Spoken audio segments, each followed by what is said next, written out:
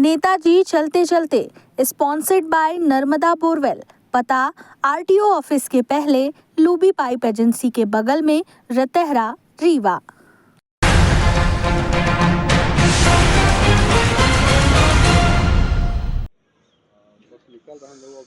नमस्कार, विंध्या टाइम्स में आपका स्वागत है। हमारा खास कार्यक्रम नेताजी चलते चलते। चुनाव मतदान को कुछ ही घंटे शेष हैं और तमाम पॉलिटिकल कैंडिडेट्स, दो नुक्कड़ सभाएं बची हुई हैं, जहां तक पहुंचना है वहां पहुंचने की कोशिश कर रहे हैं। सुबह का वक्त है।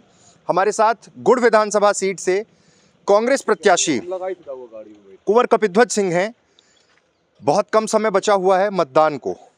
गुड़ के मुद्दे कितने प्रासंगिक हो पाए, क्योंकि अब आखिरी दौर में है और अब सीधे वोटिंग का टाइम है।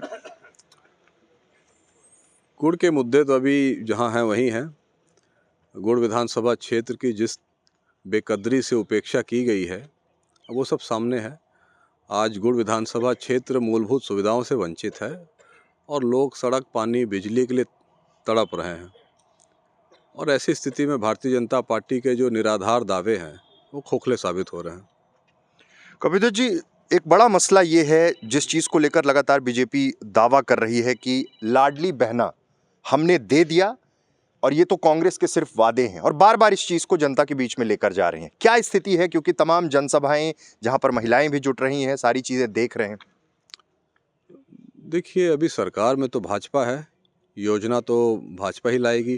कांग्रेस पार्टी ने ये साबित किया है कि हम लोग वचनबद्ध लोग हैं और सरकार हमारी बनती है तो अपने वचनों को हम पूर्ति करते हैं। भाजपा की कोई भी योजना स्थायी योजना नहीं है। चुनाव में फ़ायदा लेने के लिए योजना आती है, उसके बाद वो योजना कहाँ जाती है किसी को पता नहीं है। और जब लाडली बहना को आवश्यकता थी कोरोना काल में, तब सरकार ने उनकी सुध नहीं ली। अब जब सरकार भारतीय जनता पार्टी की नैया डूबते हुए दिख रही है, तब उनको बहनों की याद आई है। बहनें भी ये समझती हैं, औरतें आजकल सब शिक्षित हैं, होशियार हैं, समझदार हैं, तो सब समझती हैं कि ये वोट की राजनीति के लिए ये किया गया है। इसमें कोई बहनों के प्रति संवेदनशीलता के कारण नहीं किया गया है। एक बड़ा मसला है, हर चुनाव में इस बात की चर्चा हुई और इस बार भी वो विषय प्रासंगिक रहा।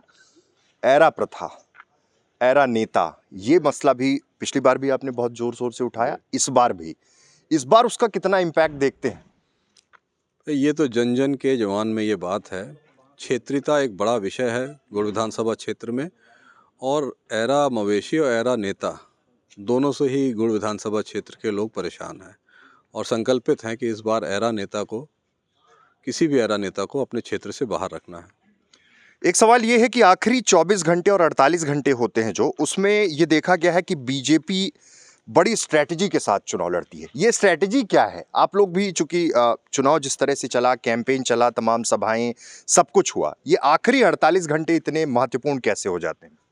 देखिए, ऐसी कोई विशेष स्ट्रैटेजी नहीं है बीजेपी की, सिवाय सत्ता के दुरुपयोग का। धनबल का प्रयोग, एम्बुलेंसेस का दुरुपयोग, 100 डायल का दुरुपयोग। जब पुलिस प्रशासन, एम्बुलेंस, आबकारी विभाग यदि वो सब काम करेगा जिसके रोकथाम के लिए उनको लगाया गया, यदि आबकारी विभाग शराब बांटेगा, एम्बुलेंसेस में पैसे और ये सब चीज़ें जाएंगी, 100 डायल में शराब यदि ले जाई जाएगी, यही स्ट्रैटेजी उन लोगों की है। और पूरी तरह से इलेक्शन कमीशन निष्क्रिय है, शिकायतों का कोई कार्रवाई नहीं होती है, और पूरी तरह प्रशासन का जितना बेशर्मी से दुरुपयोग हो सकता है वो कर रही है भारतीय जनता पार्टी। परंतु जब जनता एक बार संकल्प बना लेती है तो किसी भी दुरुपयोग का कोई फर्क नहीं पड़ता है। एक आखिरी सवाल, बीजेपी और नागेंद्र सिंह, कितनी बड़ी चुनौती? अब मात्र 48 घंटे या फिर उससे कुछ ज्यादा का समय बचा हुआ है मतदान। नहीं, ऐसी कोई चुनौती नहीं है। हाँ, दुरुपयोग वो लोग कर रहे हैं, प्रशासन का हर स्तर पर दुरुपयोग कर रहे हैं।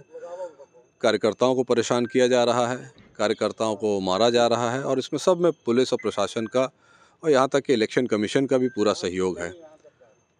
हम लोगों ने इलेक्शन कमीशन को एक सूची दी थी, जो सरकारी कर्मचारी भाजपा प्रत्याशी के प्रचार में खुलेआम लगे हैं, हॉस्पिटल में बुला के पैसे बांटे जा रहे हैं, घर घर इन कर्मचारियों द्वारा शराब, पैसे, अन्य प्रलोभन दिए जा रहे हैं, लेकिन इलेक्शन कमीशन ने कोई कार्रवाई की नहीं उन पे।